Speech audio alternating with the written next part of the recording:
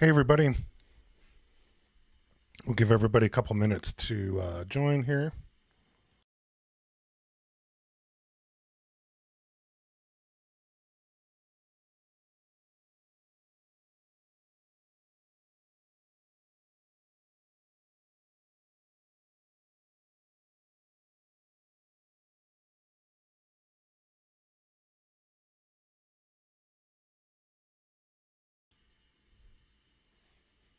Hey, Lewis, how are you doing? Where are you coming from? Where's everybody coming from? I'm in Colorado in the U.S. I like to always start the streams off by knowing where everybody's coming from.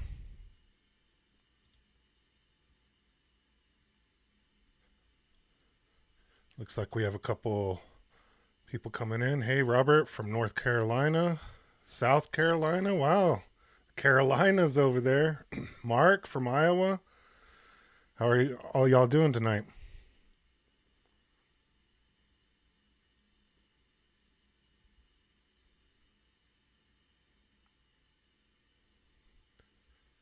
We'll wait another minute or two and then we'll get back into it. I got a good one for us tonight. So I used to live in Minnesota, so just north of Iowa there, and I used to live in Virginia, just north of North Carolina and South Carolina. So I'm familiar with a lot of those areas. I've been in Des Moines a few times there, Mark. I know that place quite well. Awesome. Where are you driving to? Or maybe I shouldn't ask you to chat while you're driving there, buddy. Devo, what's up? It's like we got a couple people joining us tonight. I think, Robert, you were on with us last week, weren't you?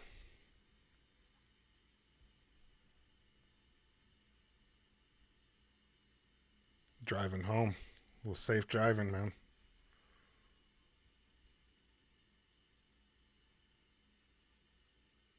So, Robert, I'll go over the first thing that I wanted to show is all the menus that OBS wasn't showing us last week. So, I'll go over what we didn't see last week that OBS was hiding.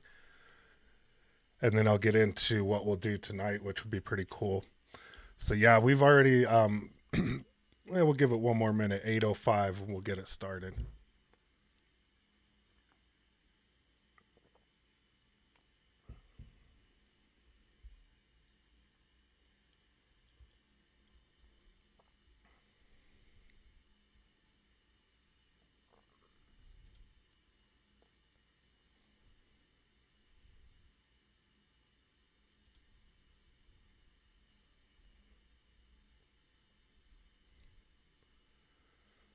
All right, so we'll go ahead and get started. For those of you that were on last week or at least watched last week's video, you probably noticed that while I was talking about slicing this cool topography of the US here, that we weren't able to see the menus that I was bringing up. So I wanted to go over a couple of those points that I was bringing up in there. So one of the things that you can look at is just by clicking this little thing right here, Z spacing on your supports. Cool. So one of the things that you can bring up is this menu here, which has kind of all of your flow rates, your temperatures. This is a good way to tell whether or not you can use certain plates on one of the filaments. Like you see, there's no data in the engineering plate, so you're not supposed to use it on that one. But you can also update the price of the filament right here, and this is cool. Whenever you slice it, or you go to print the plate, it will tell you how much it's going to cost to print it based off of the price that you put right in here. So that's one of the things that I was trying to highlight last week. The other thing that I wanted to highlight is we sliced this model last week, and if you remember right, we put the white as the Bambu PLA basic right here. Well, let me show you what happens when I slice this. And this is something to be careful of if you have multiple AMSs like I do. When I go to print, look at which white it chose there. So you'll see it says A3, which is actually the PLA matte white right here. it should be B4, which is this one right here. And I don't know why the slicer does this. They're separate filaments and they're the RFID from Bambu. So like Bambu knows what these things are and it messes this up. So be leery of it if you have a dual AMS setup and you have two of the same color in there. Be leery or be careful of it doing that right there. So again, we'll see here's where that cost is. And again, that's calculated by that menu that I showed before. But do be careful of that. And it's just as you can just change it just by going in there like that. It's not hard to change, but just be careful that it does that. Any questions on that? Has anybody else noticed that in their printing? Does anybody else even have dual AMS or 3 or 4 AMS or more? Let's go ahead and close this plate out.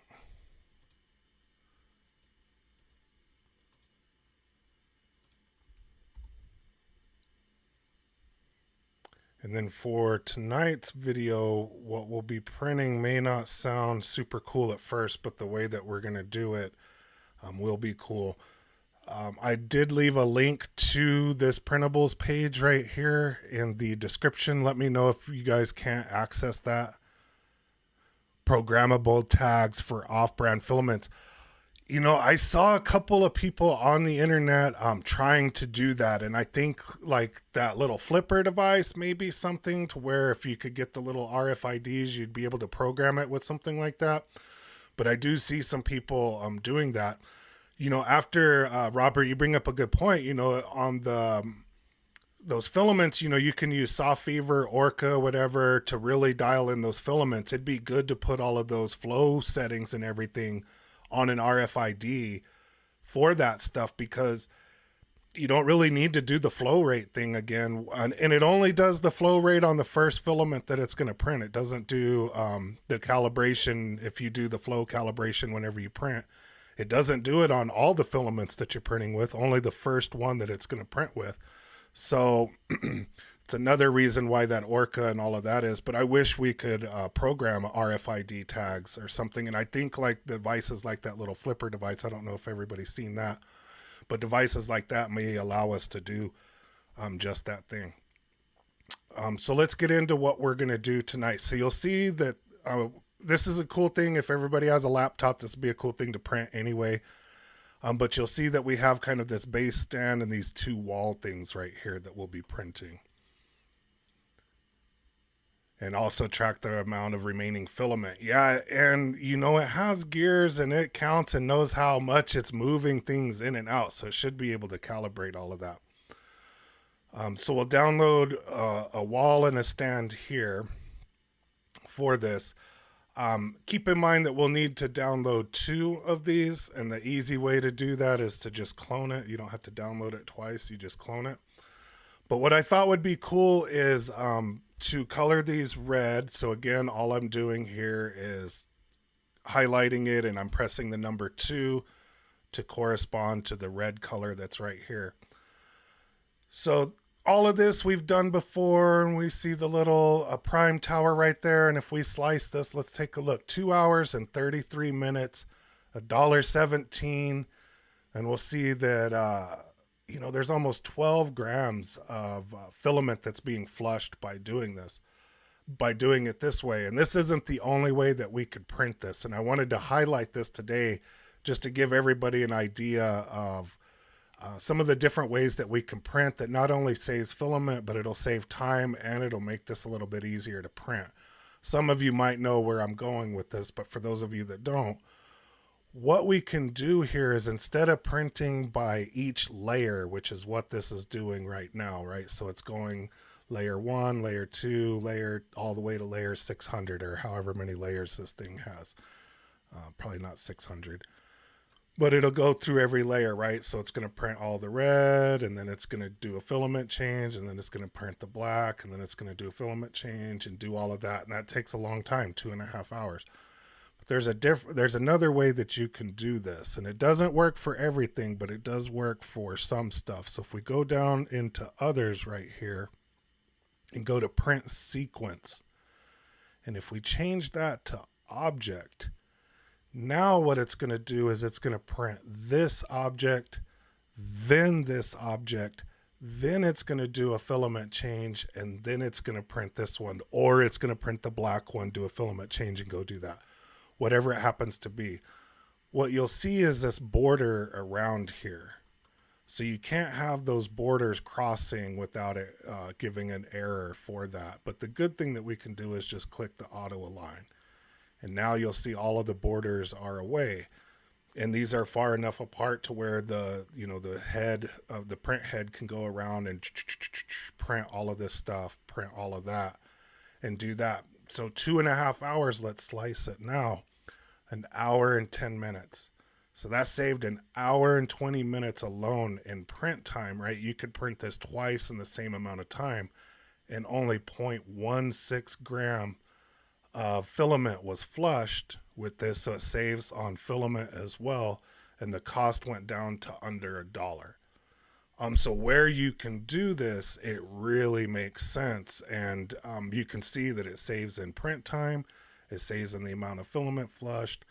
It saves the cost of all of these objects. If you have a lot of these to do, if you have a lot of little small parts or something that you need to print in different colors, and you don't want to sit there and change it every time that it does a color change, then print by object. And that way it's just going to print, and it's going to go, and it's going to do all of that stuff. So I thought that would be cool. How many of you guys have tried this or knew about it? Or I knew about this, but I hadn't tried it until earlier this week, and I thought it would be cool to do on the live feed. But has anybody else tried this or aware of this or anything? Let's go ahead and print it.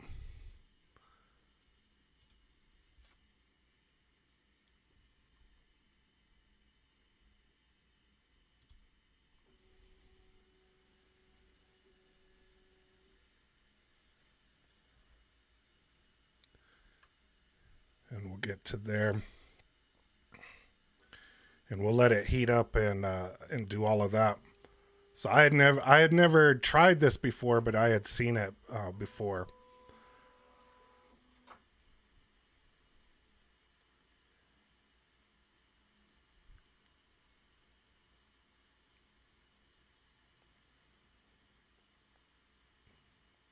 And then while that's heating up, I'll give a little commercial for my video tomorrow. So some of you have asked about the full screen view of the Bambu here. And if you actually, can you guys see that menu when I click it? Yes. So whenever you click on this go live, you can click on these settings here, and I show this in the video tomorrow, to stream over OBS. And in OBS, I can actually stream a full screen of, a live view of the printer here. And as you can see, it's in full screen, but I can't do this outside of OBS or anything. You're always stuck to just viewing it like this on your computer. Well, after you watch tomorrow's video, you'll just have an icon. If you follow the directions on the screen, you'll just have an icon that you can double click like so. Oh, it doesn't like it. And of course it did a live screen fail for me.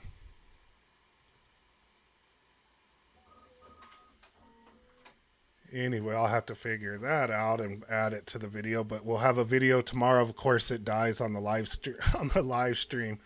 Oh, I think it's because OBS is using it.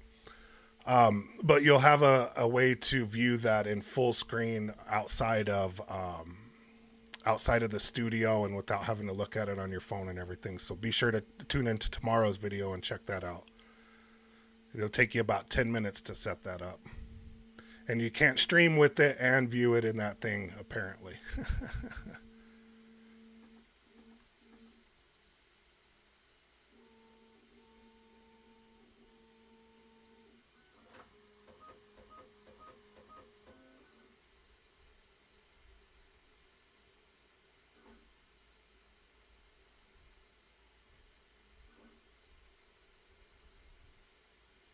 See a few more people in there.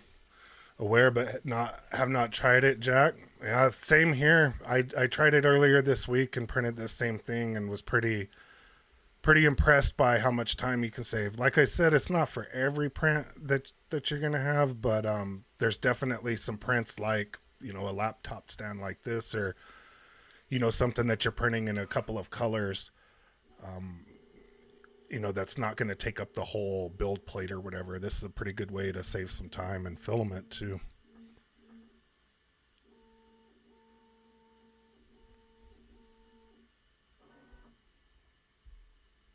So where's everybody else coming from that have just joined us?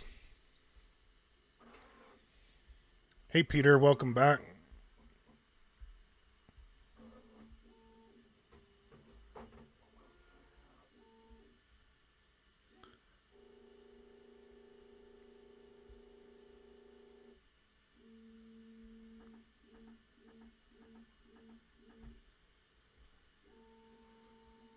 So for those of you that are just joining us, what we're doing today is printing a laptop stand that's different colors. Manitoba, Canada.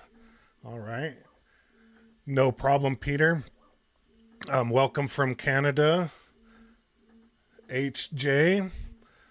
So for those of you that are joining, what we're doing today is printing this laptop stand that's different colors, but instead of printing by layer, which was going to take about 2.5 hours, you can go into others right here and print by object. And that saved a ton of time, got us down to about 1 hour and 10 minutes, and saved a ton of filament as well. So instead of taking 2.5 hours, it's going to take just over 1 hour, which is a pretty cool, pretty short amount of time to do that, even with doing all of the bed leveling and flow calibration and all of that. How's the weather up there in Canada? Is it starting to get warm yet?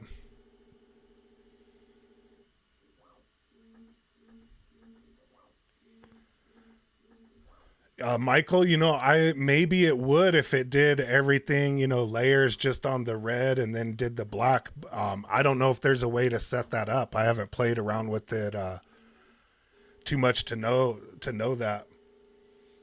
That's good. I'm here in Colorado, which was just snowing a couple of weeks ago, but it's starting to get pretty warm as well. But yeah, Michael, I would assume it would be faster to do it that way. I just don't know how to set it up, or if it's even possible to set it up that way.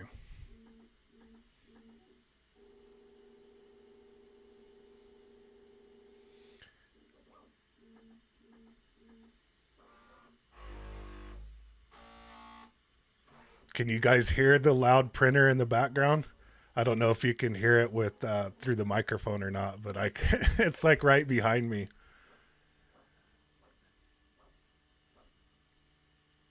Neither do I. I haven't tried it yet. Folsom, California. Hey, Brian, welcome to the stream. So does everybody on the stream have a Bambu already, or how many people are waiting for it? Tennessee. Jack, were you here last week from Tennessee as well? I remember somebody was from Tennessee. Sound like mine. Yeah, that's the only, if you guys watch my review. Oh, Michael, you have the Kickstarter one. Cool. You've had it for a while. I got mine the day before Christmas, so December 24th is when I got mine. Brian, waiting 2.5 months. Wow, what are you waiting for? The X1C is 2.5 months out. Peter, mine arrived last Tuesday. What was the first thing that you printed, Peter? Was it the poop shoot? That was the first thing I printed, and that was the first thing I uploaded on YouTube as well. If you guys ever want to see my very first print, that was it. My Ender 5 has taken out a kit on my X1C. Taken out a hit. That's so funny.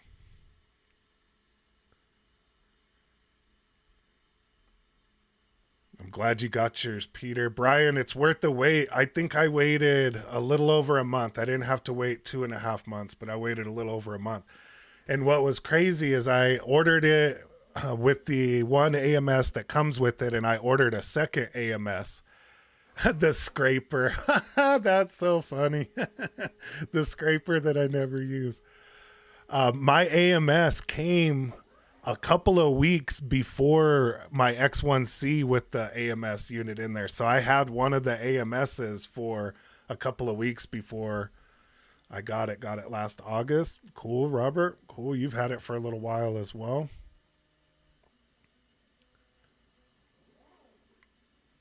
And mine replaced a Creality CRS 10 or Pro or something like that. I had some Creality that I got off of Amazon that was, man, if you tinkered with it a whole bunch, it was really good. But if you didn't want to tinker with it, that thing was crazy. Not saying that you don't have to tinker on the Bambu, but it's far less tinkering that you have to do with this, I would say. It was the PLA scraper. Man, I actually had to finally pull out my scraper and use it the other day. I was laughing because I had said that I never used it on stream last week, and I finally had to bring it out. I thought about doing multiple color scrapers for the stream this week and printing them this way, but that's pretty funny. Jack, yes, welcome back. Welcome back to the stream. Yep, entering the network password on that little keyboard is a pain in the butt.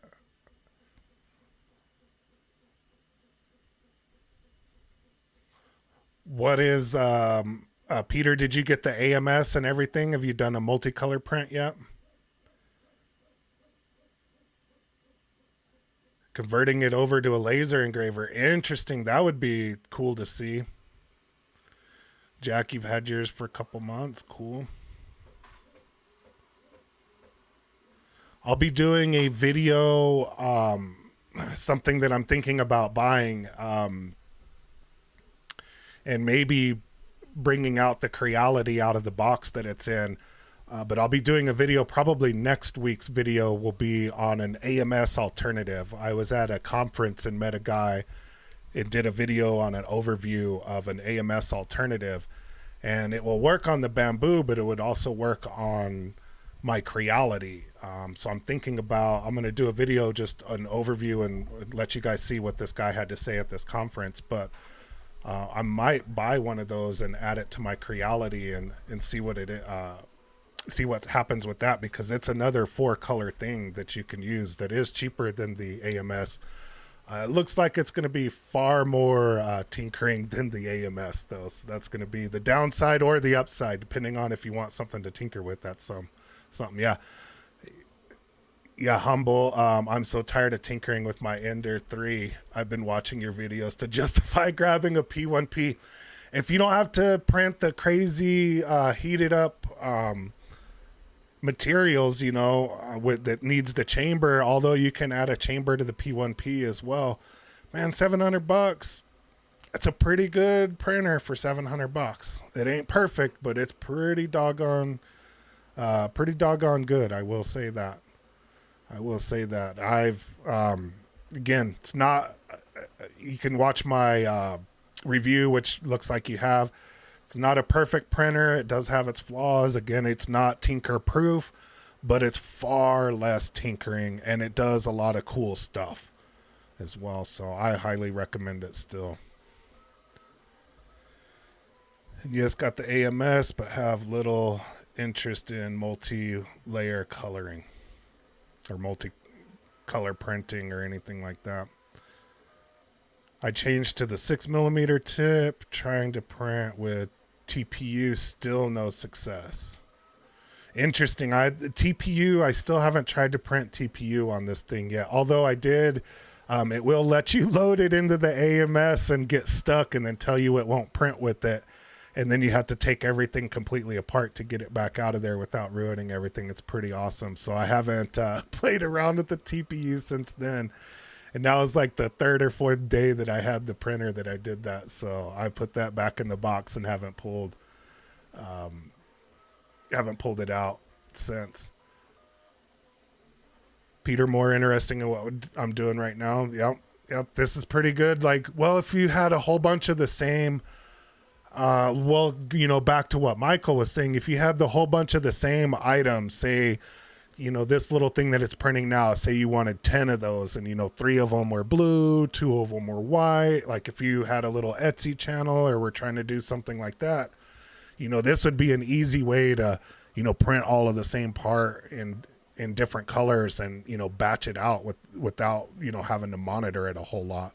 And back to what Michael was saying earlier, you know, if you could print all the red at once, all the white at once, all the blue at once, all the green at once, all the whatever color at once, it would probably be a lot quicker. You ran the TPU off of the back feed there. Worked okay. You know, the other thing that I'd like to try with TPU is to print it,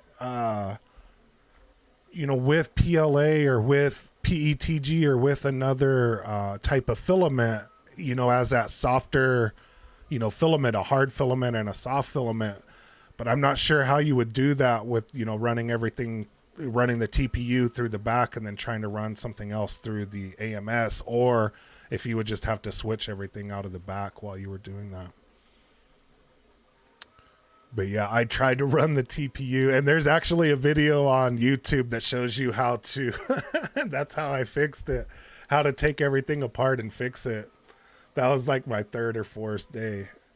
No, as all together, not as a multi-part, but as all together. So think of, you know, like having a spring or something squishy in between 2 hard pieces, or, you know, having a piece that was flexible to bend out and in or something like that. That'd be interesting to use a softer material with one of those harder materials to do some different types of stuff. Jack, you printed a few multicolor things. Cool.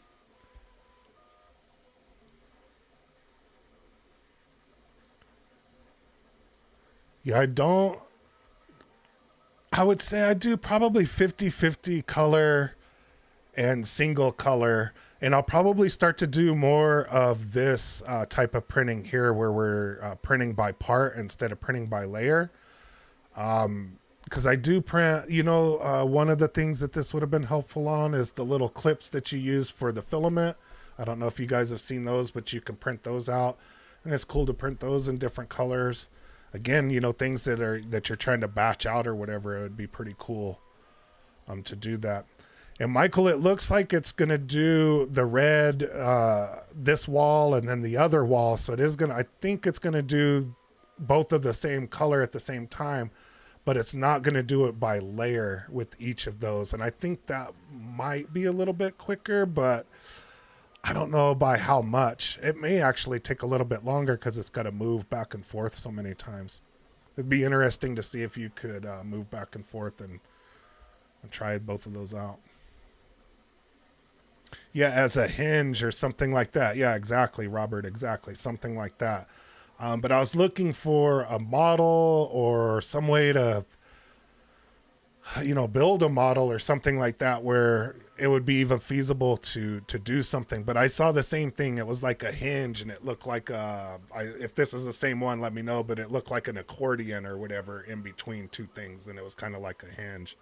And yeah, I think it was like CNC Kitchen or something like that. But that would be interesting to do with, you know, TPU and something else. Maybe connect the same colored objects with a single thin 1-layer line so it sees them as one. You know, that's a really good idea. Or if in your CAD or whatever, if you put like a brim that connected them or something like that, you know, like a real point, like a 0.2 millimeter layer. That's a really good idea, Michael. Because if it was like the thickness of a brim or something, then you could just peel it off at each one of them. That's a really good idea. Or just have one single little line connecting them. Really good idea, Michael. Really good idea. Maybe I'll try that and do a video or something. That's a really good idea. And it'd be interesting to see if that was quicker. You know, maybe I will do that and do a video on that. That's actually pretty interesting. And just print 2 of these parts and print them individually, and then add a line in between of them, like one little line in between of them so it thinks it's one part, like you're saying, and then see which one prints faster or better. Interesting. Good idea. Really good idea.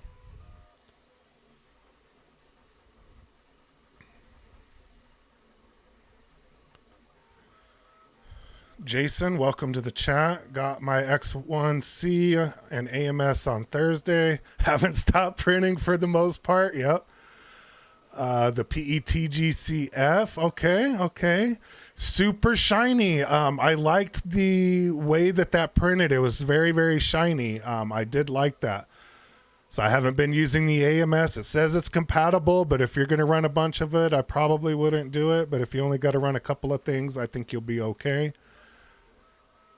Yeah, the speed difference is on a different level, Jason. It's crazy. Keith, Madison, Alabama, welcome to the stream. Jason, where are you joining us from, if you don't mind telling us? Or you can lie about it, nobody knows. Well, thanks for your feedback on that. It's great to see you printing all of that stuff. I print mostly PLA, as most of the stuff that I print isn't from Oklahoma. Welcome, War Acres. I've never heard of that. Where's that? Whereabouts is that? Welcome. I print mostly PLA. I don't print a lot of like structural stuff or anything like that. I'm just printing laptop stands and Mandalorians and cool stuff or whatever, that's inside of Oklahoma City. Okay, I was going to ask if that was close to there. Welcome to the stream.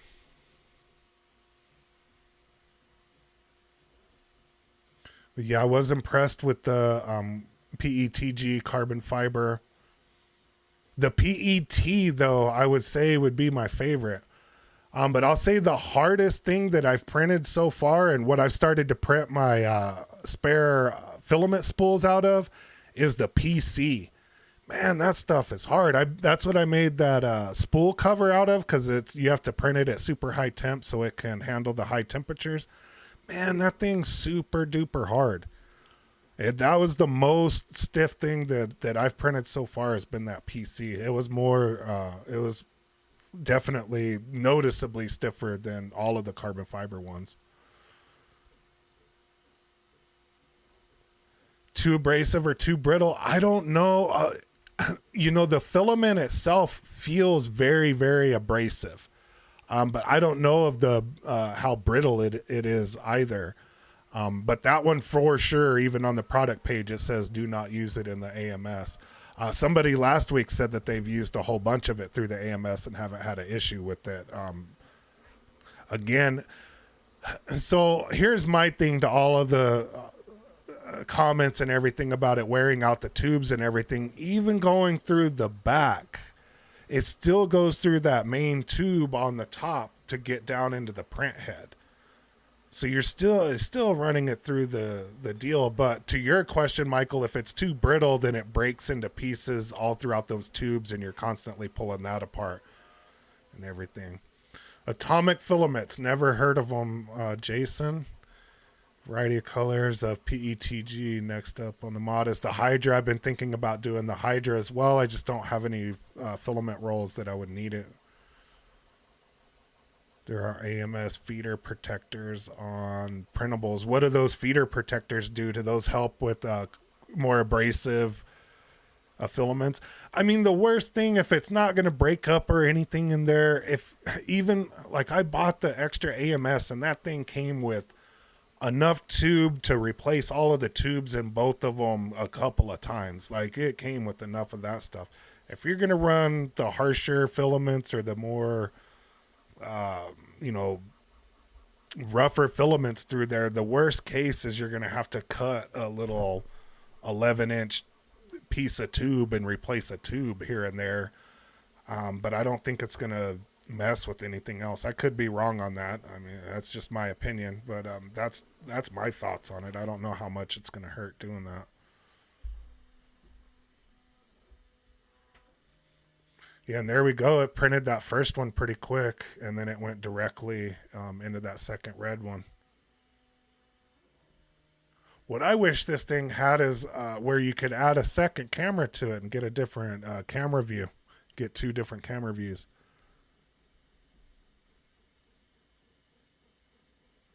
Never touches the stock plastic bamboo feeder. We'll have to check that out. Definitely going to have to check that out.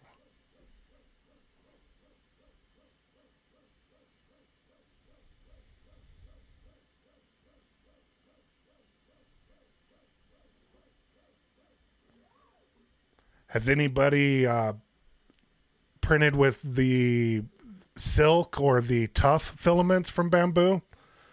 I finally ordered some of those and got them in. I printed the silk the other day, the silver silk. If I printed the Mandalorian again, it would be with that silver silk. That silk is pretty awesome.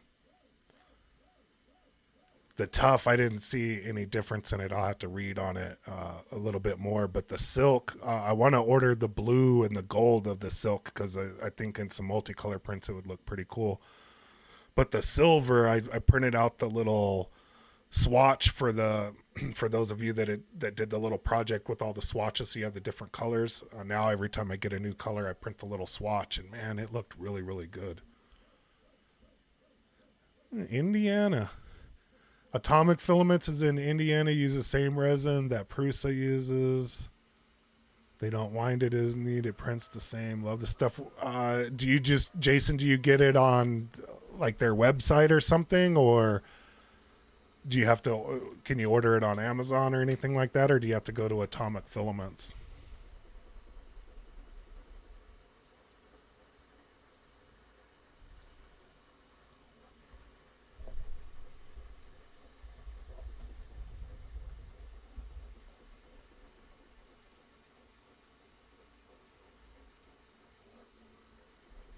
Are these the folks that you're talking about, Jason? Oh yeah, here we go. PETG, PLA, ABS, Silky PLA. See, they even have that Silky PLA.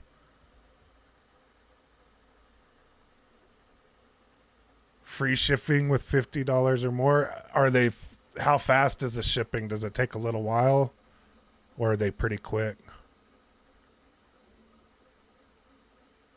$3 for sample coils, $35 for... Is that $35 for 1 kilogram? Because that's pretty expensive. But that's for their silk, which I think it's similar. Gets to you in 2 days. All right. Also, you might need, if this is 2 kilograms, you might need the Hydra for some of these, right?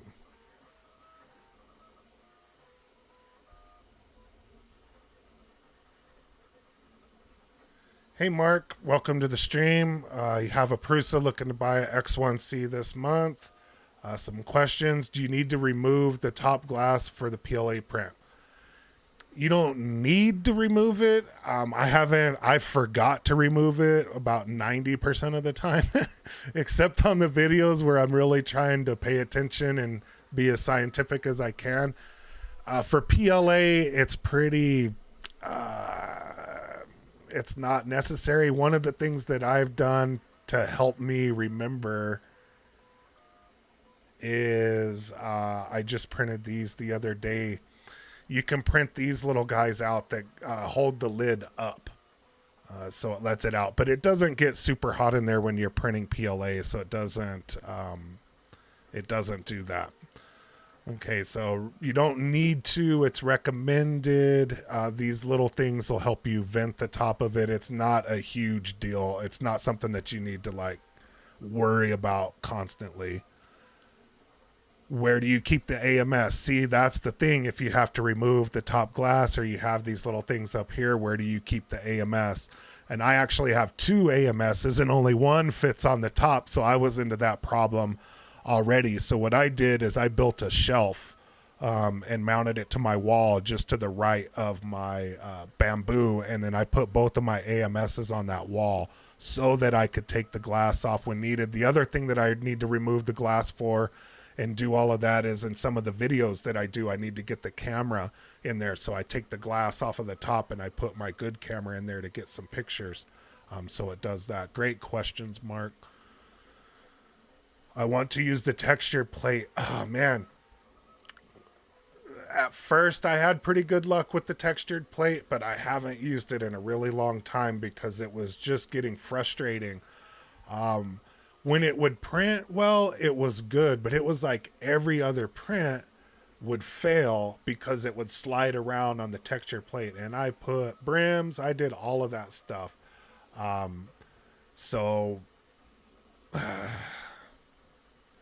Yeah, be careful on the texture plate. And I'll be 100% honest. Look at my build plate showdown. The $16 build plate worked just as good as the $50 one from Bambu. Don't waste your money on that. If you want to use the texture plate, go to AliExpress and get that $16 one. Work just as good as the other ones. The only thing it didn't have is the little sticker letting it know that you have the right plate in there. And then Jason, you said that that's what I wanted to check, was to see if the PLA was the same. Yeah, $30, free shipping, 34. I'm guessing that's for 2 kilo. And if that's the case, do you need the Hydra for those bigger rolls with the 2 kilogram, Jason? I don't think I've ever removed mine, but I haven't used much PLA. It's not a huge deal removing that top plate. It says it's recommended. It doesn't say it's necessary, I think. I've been using the Wham Bam. I was pretty happy with that one. Buying plates for everywhere before getting my printer. I just bought a bunch of plates everywhere so I could make a cool video out of it. You need the Hydra to use the atomic rolls. Okay, yeah. I'll probably do a Hydra video pretty soon and do that. Thank you. I'll get one of the texture plates from AliExpress. Yeah, I wouldn't.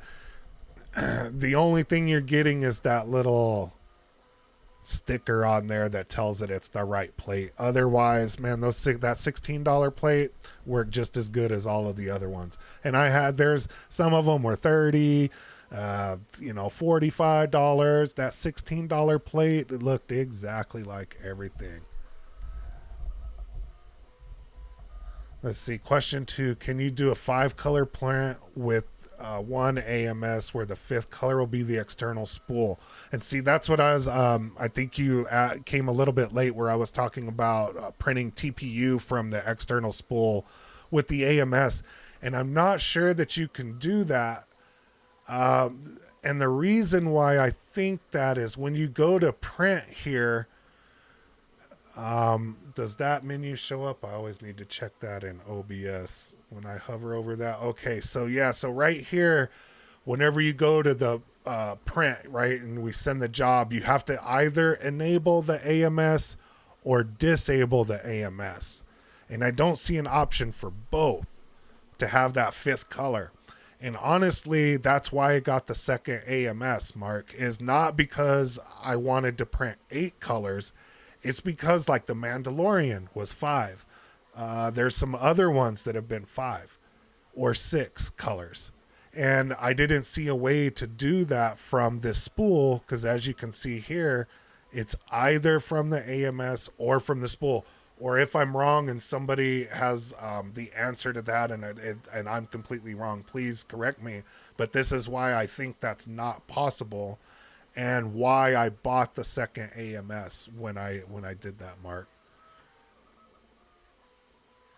It does require you disconnecting the feed, but you can print that little Y out, which I do have the little Y, so you can have both tubes in there at the same time. But that brings up the next problem. How does it know that you have that? And that's why I don't think you can do it. you'd have to manually feed the extra wool with every filament change, as far as I know. Yeah, you'd have to do it without the AMS, and you'd have to change each one, right? Piped into the, you know what? That's an interesting, man, you got some good ideas, Michael. That's an interesting, but no, because then you would need a controller, because it has a plug for each of the AMSs going into the hub. So what Michael was talking about, I guess you could pipe it into the AMS hub. So when you buy the AMS hub, it has 4 hubs on there. So each AMS gets plugged in there. So I guess what you're saying is just pipe one into that third, or if you only have one AMS, pipe it into that second one. But on the other side of that block where the tubes are is where you plug in each AMS. And wouldn't you need to plug in an AMS there too? I don't know, but that's a good idea. And the direct feed can't, that's another, you can't rewind it all the way back. Yeah, what Michael said. The pullback won't work, Robert, too. Yeah, that's where you're going to run into the problem, Mark, is the pullback. Yeah, that's the actual reason why.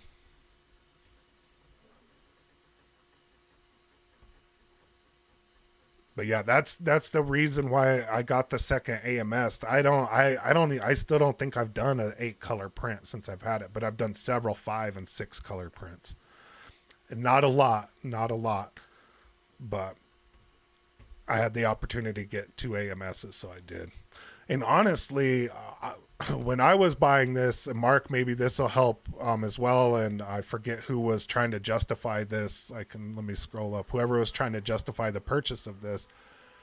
The other printer that I was looking at that had the same speed as the Bambu was the Voron. Man, 40 hours to put that thing together. I'm not trying to do that. I don't have enough time. Again, if you want to tinker with it, that's great. That's a great thing to do. So 40 hours to build it, and it's like over $1,000 to do that thing. And if you get a P1P with the AMS, you're at the same price as a Voron with no enclosure and only being able to print with one color. So I don't know, you're up into that $1,500 range, I guess, with the X1C, with having the enclosed chamber and an AMS, which is, right in the same area as the Voron. And any of the cheaper printers, you have to tinker with them all the time and set up blocks and I just want to hit print and go. And for the most part, that's what I can do with the Bambu.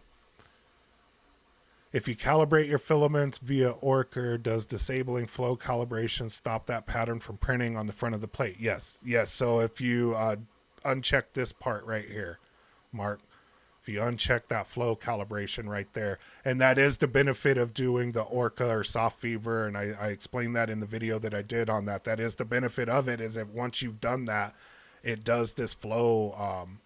You don't need to do the flow calibration on that anymore, and it does save some of your printing time, this prepare time, right? 7 minutes off of the prepare time. The bed, it's still going to do the bed leveling if you have that, but it does save you some time there. And it gives you more settings right in here, right? You're changing flow ratio and whatever that other setting was. That's what this flow calibration is doing, is that other setting that we changed in there.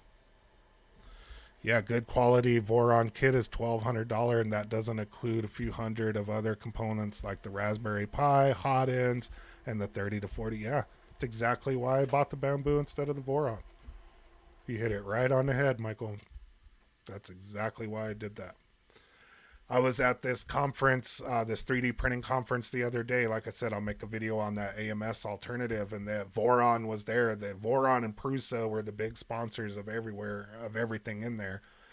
And they had a guy in there building a Voron, and he had 1 million parts out there. Maybe I'll show this in the video, but I did a little video, and I said, this is why I bought the Bambu. I don't want all these parts strewn across all over the place, and I don't know where they're going. I agree. Hit print and go is important. The only thing I might like is a larger print bed. Yep. Yep. I have run into some issues where the print bed on the Bambu is not big enough. My daughter's doing technical theater, which involves big prints, I bet. And it's, if you want to do mass and you can do chainmail and all of that stuff, you know, bigger one. Man, at that conference, they had one that was probably 3 foot by 3 foot. So it'd be perfect for you, Jason. I don't know how much that thing costs, but it was a big one. But yeah, that would be good. I think like Creality has some larger bed ones as well that might be good for that. Yeah, if Bambu made a larger bed one, I'd probably buy another Bambu with that larger bed, because I do run into some situations where the bed is just simply not big enough. Yeah, I would think so. Like, what is the next thing that they can put out, right? They put out the Lamborghini, the X1C.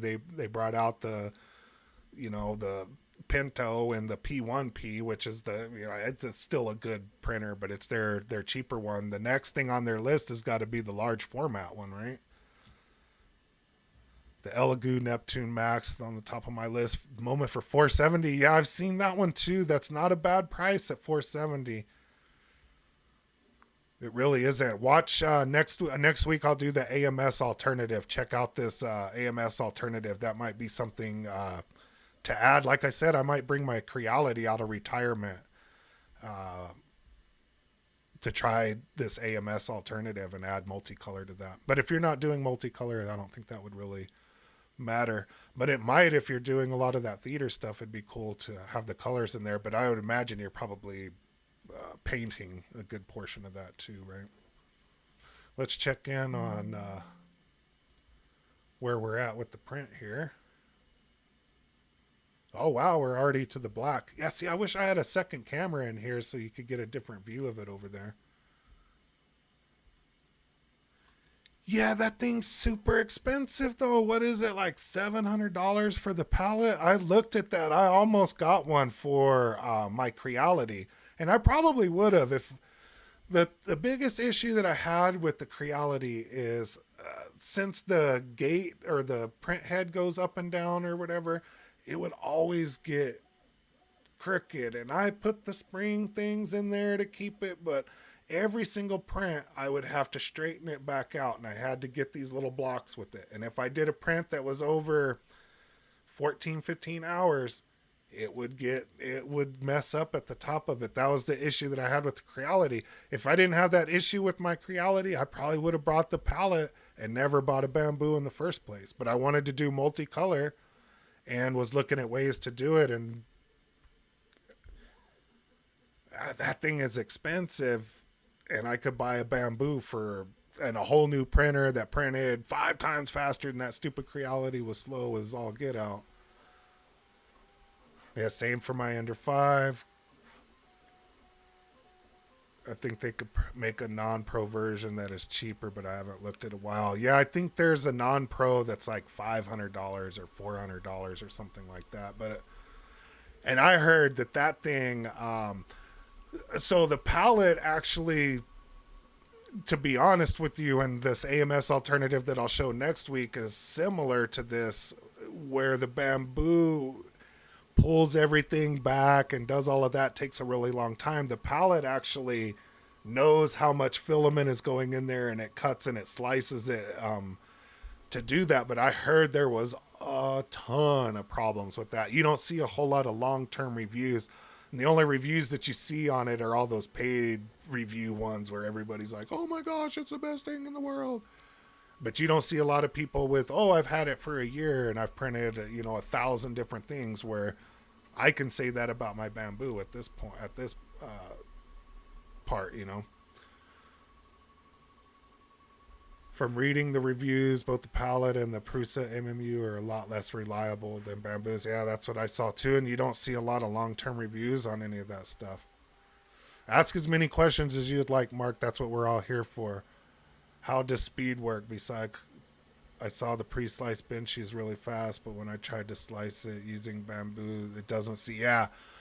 So I think I did a live stream. One of my very first videos, I did a live stream on trying to get that 17-minute Benchy, And the only way I was able to get close to that 17-minute benchy is you have to use the benchy that's on the unit. So you have to actually print everything from the little display on the printer. And there's custom G code in there that's getting it to the 17-minute benchy, but you can't just bring a benchy over from Thingiverse or from Printables or things or wherever. You can't just bring a benchy in there and put it on ludicrous mode over here and it print in 17 minutes. It took like 22 minutes or something doing all of that. And then you can go in and start messing with the, I think in here, you can start messing with all of these speeds, and you can change the first layer and the last layer or something like that, and that'll help the speed. But it's all custom G code, so I think you'd have to pull out, maybe in Visual Studio Code or something like that, you'd have to pull out the G code, and they're doing custom stops and starts to get that 17-minute benchy.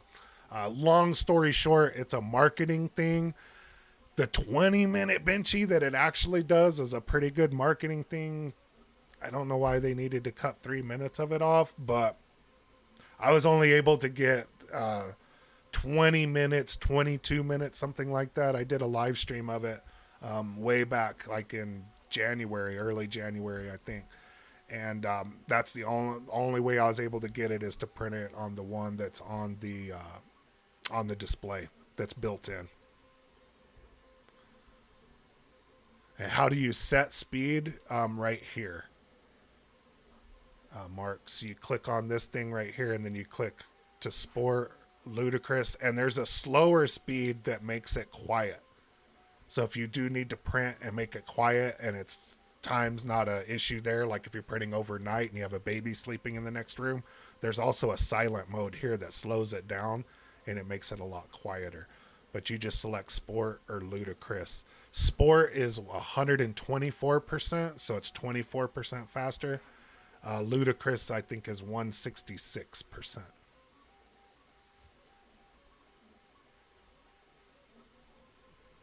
Yep, Jason, this is what Jason was saying right here.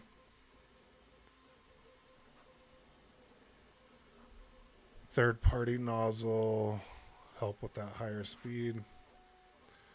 Basically a multiplier. So the other way that you can affect the speed of a print, Mark, and what Bambu actually uses is this max volumetric speed right here. So you'll notice in the different filaments that they use, this one setting right here is the multiplier that affects all of these other ones here. And you'll see this is for a Bambu basic right here, 21 millimeters per second squared or whatever that is. If we go to the generic, you'll see that it slows it down right there. All of these other things are the same. Everything else in speed is the same. This volumetric is down to 12 on here, and it does affect the speed. And in my ludicrous video, I do show this in there. And if you look at the carbon fiber filaments, they slow it down by putting this to 8. You can go in and change all of these things, but if you want one thing that changes everything, this is where you can change everything, Mark. So the more you put in here, the faster it'll print. The smaller this number is, the slower it will print. And that affects all of this stuff here.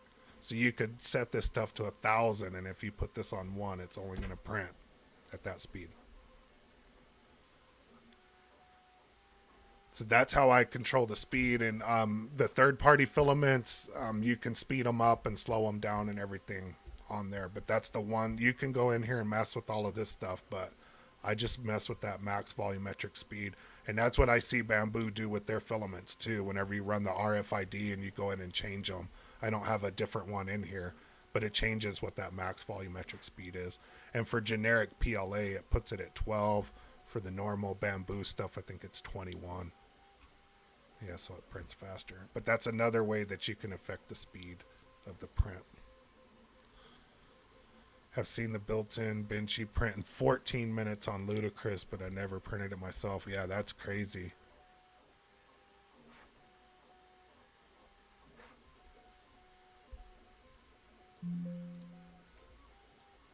14 minutes. That's insane. All right, wow. I'm always afraid that I won't have enough to say during the hour of this live stream, but we've already gone through the hour. I do appreciate everybody coming today. Man, I think we had more this week than we did last week. So that's pretty cool. Mark, do you have any other questions for us?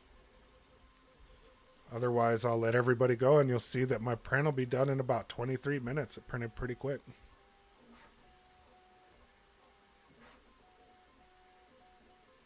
Yeah, tomorrow's is going to be a hit. You'll be able to view the camera here outside of the studio in full screen. So be sure to watch tomorrow's video. So I do appreciate everybody joining me tonight. Be sure to like and subscribe. I appreciate everybody doing that. And found my channel looking for reviews for PETCF. Great. Thanks, Michael. I appreciate you watching. Be sure to like and subscribe. I appreciate everybody. Appreciate everybody's feedback.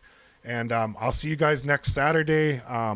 Jason, Mark, Michael, Jack, Peter, everybody that's joined and been joining for a couple of weeks, and all of the chats and the feedback, and helping me keeping this, Robert as well, helping me keeping this stream going. I really, really appreciate it.